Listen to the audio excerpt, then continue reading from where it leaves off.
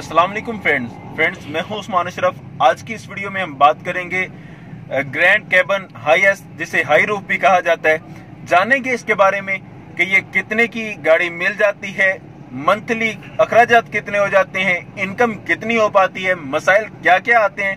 ये सारी मालूमात आज की इस वीडियो में क्लियर की जाएगी। आपसे की जाती है रिक्वेस्ट कि वीडियो लास्ट तक देखें और चैनल को करें सब्सक्राइब ताकि नेक्स्ट आने वाली वीडियोस आप तक पहुंचती रहे। तो चलिए इंटरव्यू शुरू करते हैं। अस्सलाम वालेकुम। वालेकुम अस्सलाम। प्यारे भाई, ये आपका नाम? इमरान परवेज। इमरान साहब, ये जो गाड़ी है इसका क्या नाम है और कौन सा मॉडल है? ये भाई हाईएस है, ग्रैंड केबन और 11 मॉडल है। एक कितनी सीटें हैं इसकी? इसकी 15 सीटें हैं पैसेंजर की और एक ड्राइवर इंक्लूडिंग ड्राइवर 16। तो इसकी जो नकद कीमत है वो कितनी है?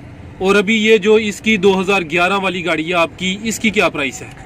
जो अब मॉडल आ रही है लेटेस्ट मॉडल, उसकी तकरीबन 55 लाख है और ये 40-45 के करीब है। एसी टाइम है? ये एसी टाइम है। अच्छा सर, अभी इसके अखराजात पर बात करूंगा। इसका रूट होता है, परमिट होता है, इसके अलावा टोकन वगैरह होते हैं। रूट कितनी देर बाद इसका बनता है और क्या खर्चा आता है? रूट साल बाद बनता है और तकरीबन 6 से 7 हज़ार रुपया खर्चा है। इसके अलावा जो परमिट है उसका कितना खर्चा है? टोकन पासिंग होती है वो 6 माह के बाद होती है। उसका तकरीबन हर साल नया उसका प्रोसीजर होता है। तो साल के बाद कितने पैसे अदा करने होते हैं? तकरीबन 10,000 के करीब होंगे। अच्छा सर, ये बताएं आप अभी इस गाड़ी को किस रूट पर चला रहे हैं? रावलपिंडी से सियालकोट। रोजाना के आप कितने चक्कर लगा लेते हैं? एक चक्कर लगता है आने जाने का। आने जाने का यानी आपने सियालकोट से पिंडी जाना है और पिंडी से सियालकोट आना है जी। इसको आप एक चक्कर बोलते हैं जी। तो टाइमिंग क्या होती है आपकी? 4 घंटे जाने में और 4 घंटे वापसी में। तो रोजाना की सिर्फ ये आपका एक ही चक्कर बनता है आने जाने में? एक ही चक्कर बनता है। इसके अलावा ये जो अड्डा होता है उसका खर्चा भी होता है, पर्ची का खर्चा होता है जी। उसका खर्चा बताएं कि क्या खर्चा है?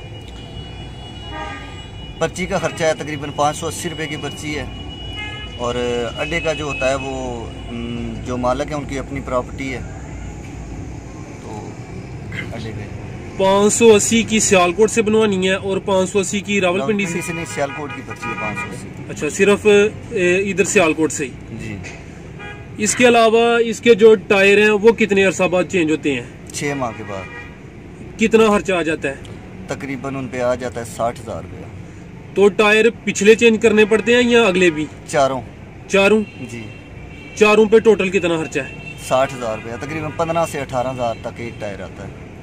इसके अलावा जो इंजन ऑयल है वो कितने अरसा बाद चेंज करते हैं और कितना खर्चा होता है? 5,000 किलोमीटर के बाद चेंज करते हैं और तकरीबन 5,000 रुपया खर्चा आता है, 5-5,500।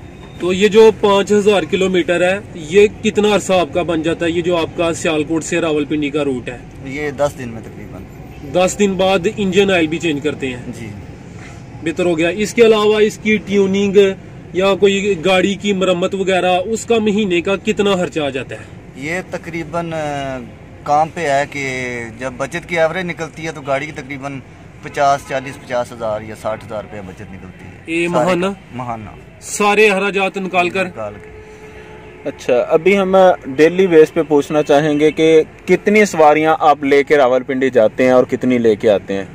टाइम होता है 1 घंटे का। सही। उसमें वैसे तो 15 सीटर हैं, अगर 10 हो 8 हो निकलना पड़ता है। 1 घंटे के बाद गाड़ी निकलती है। सही। तो इसमें डेली बेस पे तकरीबन इनकम टोटल कितनी आ जाती है, जो टोटल अमाउंट आती है खर्चे बाद में निकालने? तकरीबन 1500-2000 रुपया। अच्छा, ये तो प्रॉफिट कह रहे हैं ना आप, लेकिन टोटल अगर किराए का हिसाब लगाया जाए कितना किराया एक सवारी का? एक सवारी का 500 रुपया किराया है। आने जाने का तकरीबन 10-11 हज़ार रुपया। 10-11 हज़ार बनता है, जिसमें से खर्चे बाद में निकालने हैं। अच्छा भाई, इसमें आपको मसाइल किस किस्म के आते हैं? मेन जो मसला है वो रोड का है। हमारे जीटी रोड के वो हालात हैं कि सर्विस रोड उससे बेहतर है। सही। और टोल प्लाजे लोगों ने इतने बनाए हुए हैं कि जितना हम लोग टैक्स देते हैं उस लिहाज से हमें रोड नहीं मिला। सही। और ये अभी आप देख लें वजीराबाद में जनाब एक टोल प्लाजा और वजीराबाद आगे दूसरा टोल प्लाजा है। तकरीबन 10 किलोमीटर में दूसरा टोल प्लाजा बना हुआ है। 40 किलोमीटर तक तकरीबन टोल प्लाजा नहीं होता है। तो ये 2 टोल प्लाजे 10 किलोमीटर की रेंज में इकट्ठे हैं टोटल टोल प्लाजे कितने आ जाते हैं यहाँ से पिंडी जाते वक्त? 5 टोल प्लाजे यहाँ से पिंडी जाते जाते आ जाते। फी टोल प्लाजा आपको कितने पैसे अदा करने पड़ते हैं? जो जीटी रोड पे है वो 50 रुपये है इस गाड़ी का, और जो ये वजीराबाद का इसका 30 रुपये है। अच्छा भाई, ये बताएं कि कुछ लोग अपनी गाड़ियों को शॉर्ट रूट पर चलाते हैं, जिस तरह लोकल रूट है, आपका ये लॉन्ग रूट है, लॉन्ग रूट बेहतर है या कि शॉर्ट रूट बेहतर है? लॉन्ग रूट ये अपनी अपनी चॉइस होती है। अगर गाड़ियों की तकरीबन अभी हमारे रोड के हालात ऐसे हैं कि लॉन्ग हो या शॉर्ट रूट हो तो एक ही सिस्टम है, लेकिन बेहतर होता है कि लॉन्ग रूट पे जो है ना गाड़ियों की बचत है, तो मतलब ये है कि वो ठीक रहता है लॉन्ग रूट। इसमें सीजन कौन से ज्यादा बेटर लगते हैं? साल में एक जैसा तो नहीं काम रहता होगा, बाजू का डाउन होता है, बाजू का अप होता है। पिक सीजन कौन से हैं? गर्मियों का सीजन जो है ना वो बेहतर है, क्योंकि एसी वाली गाड़ियाँ हैं तो तकरीबन सवारी का रुझान होता है एसी। कुछ गाड़ियां नॉन एसी भी होती हैं, उनकी प्रॉफिट ज्यादा है या कि एसी वाली की प्रॉफिट ज्यादा है? सर प्रॉफिट की अगर देखें आप तो ज़ाहिर बात है जितने पैसे इस पे लगते हैं, खर्चा होता है, तो थोड़ा ही फ़र्क है, लेकिन अभी इन चीज़ों की डिमांड ज़्यादा है, इसलिए एसी की गाड़ियाँ आई हुई हैं। तो आप ड्राइवर हैं, आपको आइडिया ज़्यादा बेहतर होगा कि बड़ी गाड़ियाँ अगर बसें वगैरह खरीदी जाएं उससे ज़्यादा प्रॉफिट मिलेगा या ये छोटी गाड़ियों से? बसों से भी प्रॉफिट ज़्यादा है। बसों के लिहाज से ज़ाहिर बात है उसमें ज़्यादा सवारियाँ पैसेंजर बैठते हैं, उसका प्रॉफिट ज़्यादा बनता है। तो ये है कि दोनों ही बेहतर हैं। सवारी की डिमांड भी होती है, हमारे हमराई में डेवो भी है, वो भी चल रही है, और ये ग्रैंड केबल भी चल रही है। अच्छा ये बताइएगा कि कौन सी कंट्री की गाड़ियाँ ज़्यादा बेस्ट हैं? जापान की बेहतर है गाड़ी। अच्छा, आपको तो पता होता है कि आप ड्राइवर हैं, आपको पता है कि 8 सवारियाँ गई या 10 सवारियाँ गई, लेकिन मालिक को इसका हिसाब कैसे रहता है? वो किस हिसाब से आप उन्हें पेमेंट देते हैं? अड्डे से जब निकलते हैं ना, जितनी सवारियाँ बैठी हो हमें वोचर देते हैं उस चीज़ का, आगे उस चीज़ पे हिसाब होता है। वो वोचर पे हिसाब होना, जो बकिया रास्ते से बैठनी है वो आपकी ड्राइवर का? वो हम लोग डाल देते हैं उसमें वोचर में, उधर जाके एंट्री करवाते हैं कि इतनी रास्ते में से बिठाई है। सही। तो जो मालिक हजरात हैं उनका कहना ये होता है कि अक्सर जो है ड्राइवर हजरात उसमें से कर जाते हैं, तो इससे बचने का तरीकाकार क्या हो सकता है कि किस तरह हिसाब को मेंटेन रखा जाए? 1-2 गाड़ी है तो उसका तो हिसाब किया जा सकता है, लेकिन ज़्यादा गाड़ियाँ तो किस तरह मैनेज किया जाए उसे? चेकर होते हैं फिर। सही है कि चेकर अगर हो जाए तो वो फिर ज़ाहिर बात है हर जगह पे चेक होती है गाड़ी, पता चल जाता है। सही, यानी जो बड़ी कंपनियों वाले हैं वो साथ चेकर रखते हैं कि वो जगह जगह पे चेक करते हैं कि कितना पे चेक कर सकता है गाड़ी, ड्राइवर को नहीं पता होता कि वो किधर खड़ा है, चेक कर ले तो क्लियर हो जाता है सारा। अच्छा, अब आते हैं मेन पॉइंट पे कि मंथली जो मालिक है उसे सही कितनी बचत आ जाती है सारे खर्चे निकाल के?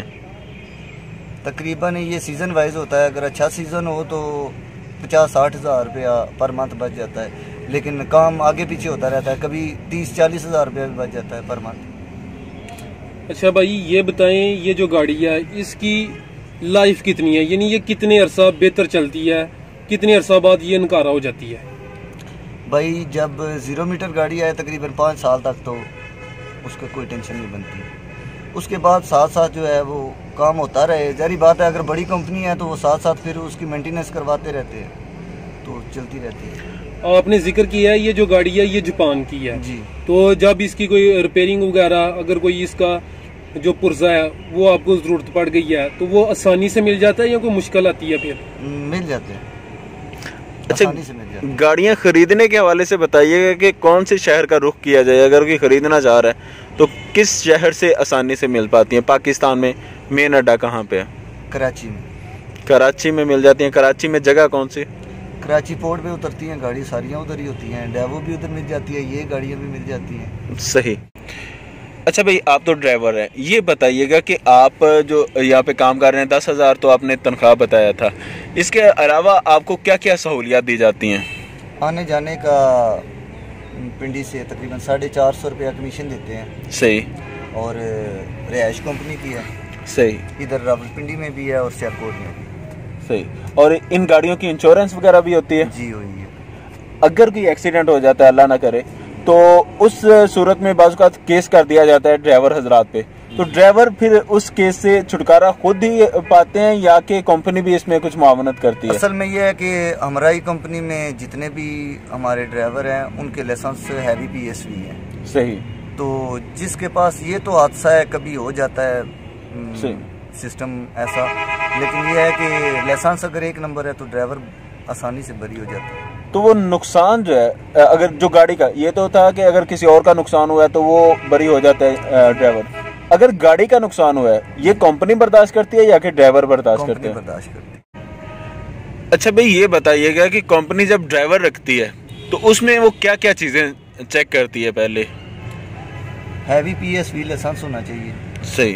ठीक है, ऑनलाइन वो तो कंपनी मस्ट है, वो तो पहले चेक करते हैं। सही। कि जिसके पास लाइसेंस नहीं है उसको तो गाड़ी देते ही नहीं। उसके बाद ID कार्ड वगैरह, ID card, original ID card, original licence, सारी चेकिंग करते हैं। जी बहुत शुक्रिया, आपने बहुत अच्छी इन्फॉर्मेशन से आगाह किया। जज़ाकल्लाह। अस्सलाम वालेकुम।